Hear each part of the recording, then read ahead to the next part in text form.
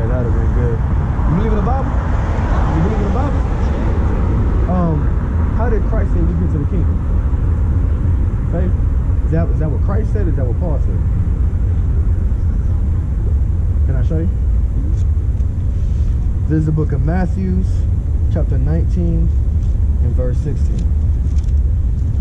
Matthew chapter 19 and verse 16. And behold, one came and said unto him, Good master, what good thing shall I do that I may have eternal life? And he said unto him, Why callest thou me good? There is none good but one, that is God. But if thou wilt enter into life, keep the commandments. So can I ask you a question real quick? All right, so whenever it comes to the history of America, and whenever it comes to like pretty much the traumatic events that happened, and that even to this day still affect so-called Black, Hispanic, and Native Americans, how do you feel about that? You know, like, on your side? You're a $5 Indian. You're a $5 Indian, ain't you? Cherokee Blackfoot. Cherokee Blackfoot.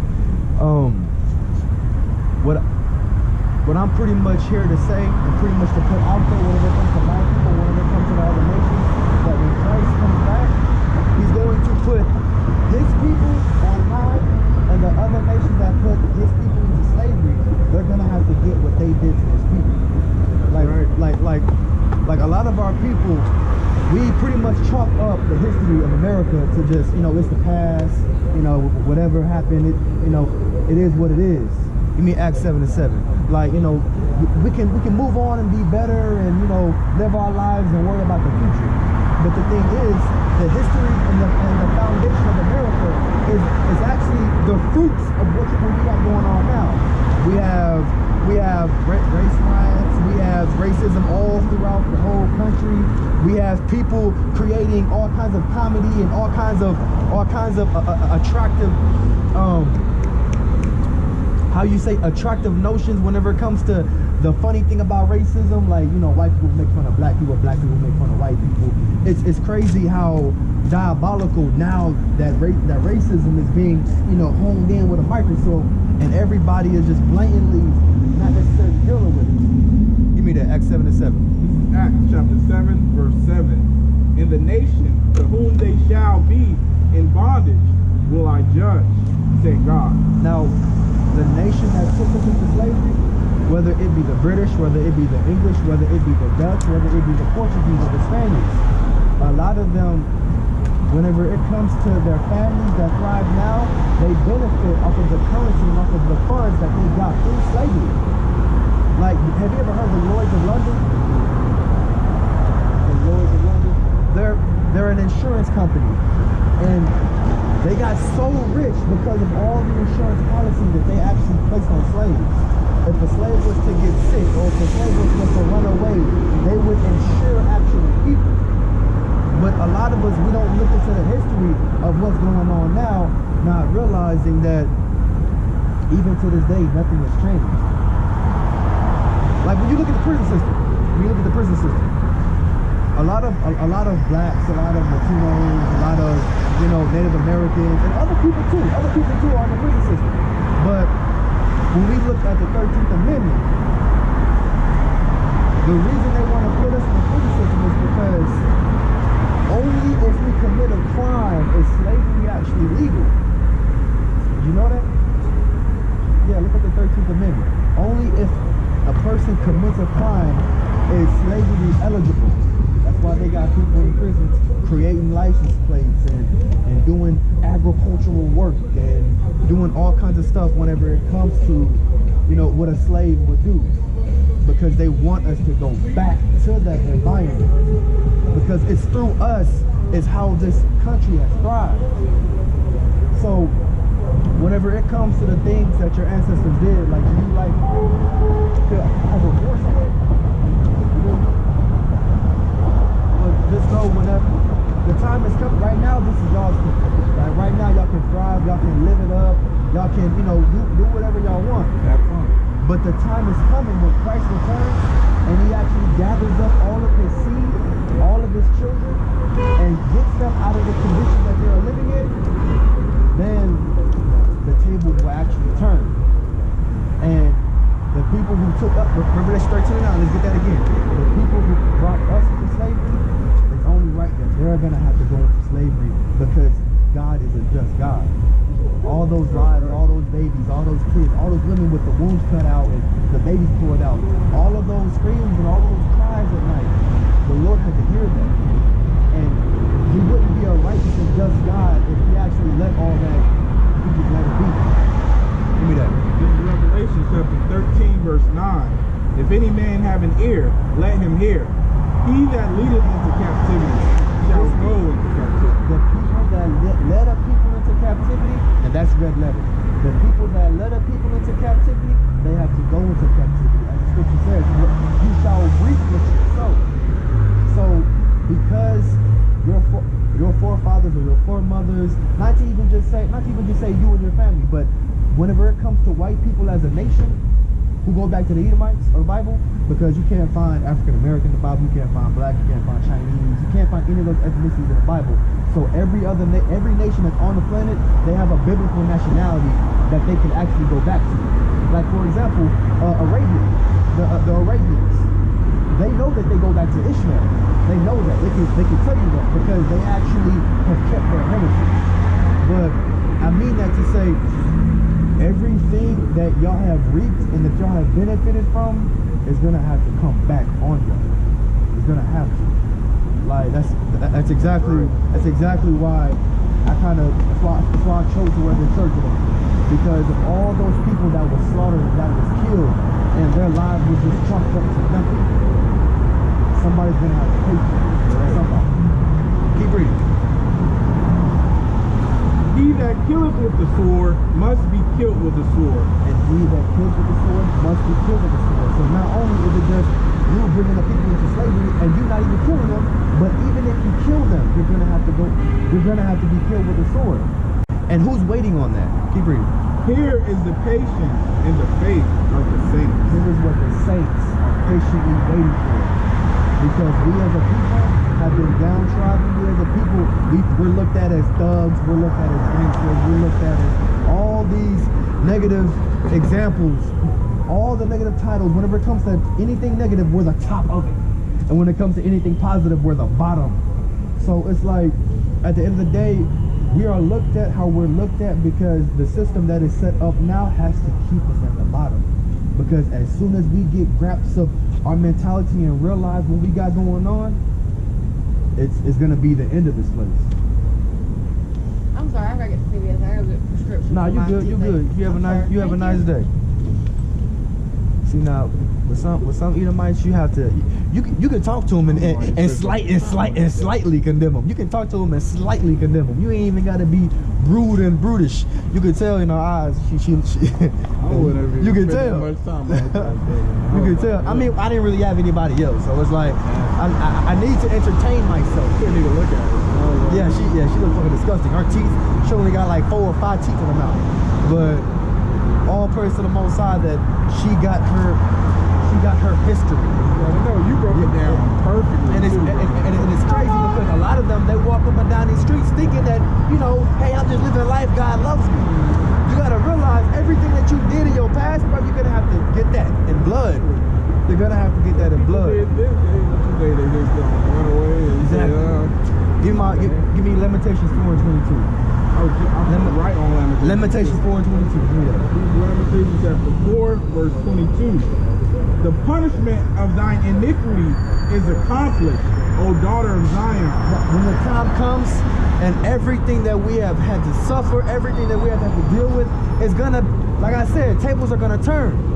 Our punishment, our judgment, our traumas, our us being cursed on a day-to-day basis, having to worship damn rocks and stars and other nations and their religious gods and shit. All of that is gonna come to an end and we're gonna be placed back on the position, on the pedestal that we are rightfully supposed to be on. Keep reading.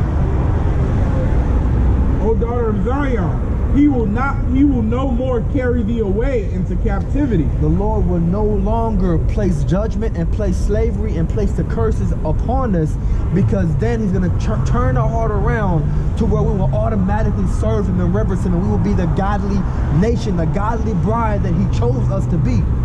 It's going to be no more just us sinning and us doing whatever we want. We're going to be the righteous bride and the righteous children of Israel as one nation as we were supposed to be.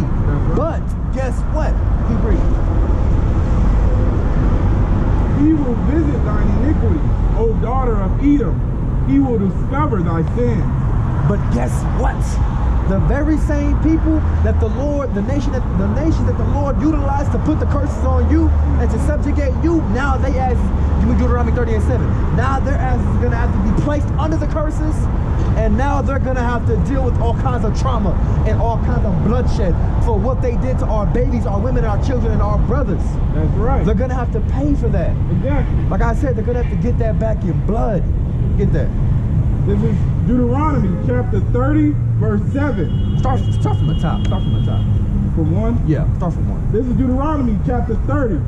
And it shall come to pass, when all thine things are come upon thee, the blessings and the curse, which I have set before thee, and thou shalt call them to mind among all the nations. So a time is going to come where we're going to actually pick up the Bible, read the Bible, and then we're going to look at the blessings and the curses that's going to be on the children of Israel. And then we're going to realize, damn, this is us. Damn, we got to keep the commandments. Damn, we got to keep the law. Damn, this is why such and such got gunned down. This is why that brother got stomped out. This is why my wife hates me on a day-to-day basis. This is why I go through these things. We're going to call them to mind, and then we're going to realize our responsibility, and then those who the Lord ordained is going to come back to him as a righteous child of God. Keep reading. Whither the Lord thy God hath driven thee, and shall return unto the Lord thy God. Now, when we're scattered all over the world, there we're going to remember the things that we had suffered, the things that we had dealt with, the things that traumatically affect us on a day-to-day basis. When we're scattered all over the world, there we will remember who we are as a people. Keep reading. And you shall obey his voice according to all that I command thee this day. And we're going to keep the commandments of God. We're going to keep the commandments of God, show him that we actually love him through our actions and not just faith alone, as the Christian church would say. Because nowadays you can have faith all you want, but your actions don't mean a damn thing. But then we will keep the commandments of God, and then we will actually be righteous children of Israel, because we remember and we call to mind everything that we're having to suffer through. Keep reading. You and thy children with all thy heart and with all thy soul, that then the Lord thy God will turn thy captivity. When we teach our families and we teach our kids to keep the law, to meditate on the law, whatever you do when you're out in the world, you better rock them ZZs, you better rock them fringes, you better remember the law whenever you're out there amongst these other nations and amongst our people who are living in sin.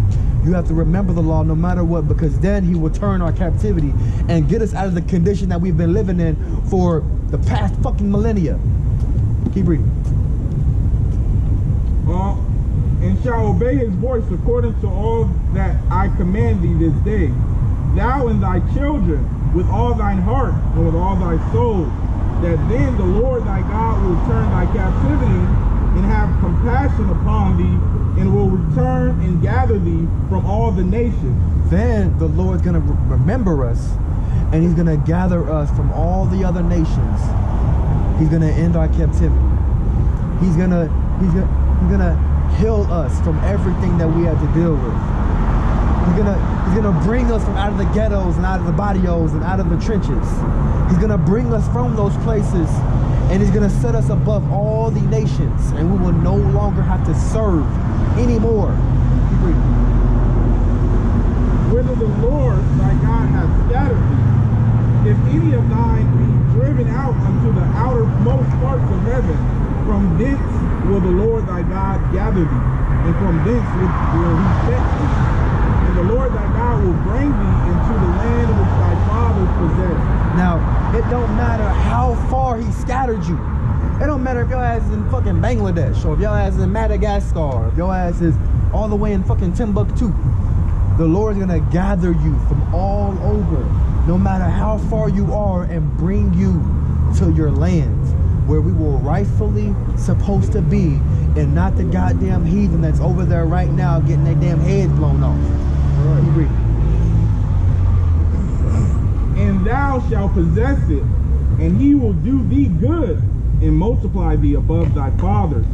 And the Lord thy God will circumcise thine heart, and the heart of thine seed, to love the Lord thy God with all thy heart and with all thy soul. And that right there is exactly what you see going on in Ezekiel 20 and also in Isaiah 61 whenever it comes to the new covenant. Oh no, not the new covenant, the gospel.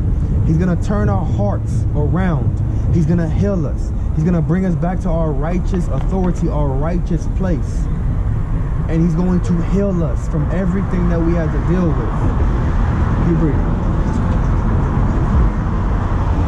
And with all thy soul that thou mayest live. And the Lord thy God will put all these curses upon thy enemies. So guess what? Now the curses are going to have to be on the other nations because we had to endure these things. We're looked at as thugs, we're looked at as gangsters, we're looked at as shit, as beasts, as monkeys. But guess what? When the Lord returns, he's going to place the curses on the people that put us in this position. And that is what's going to happen whenever we actually enter into the new covenant.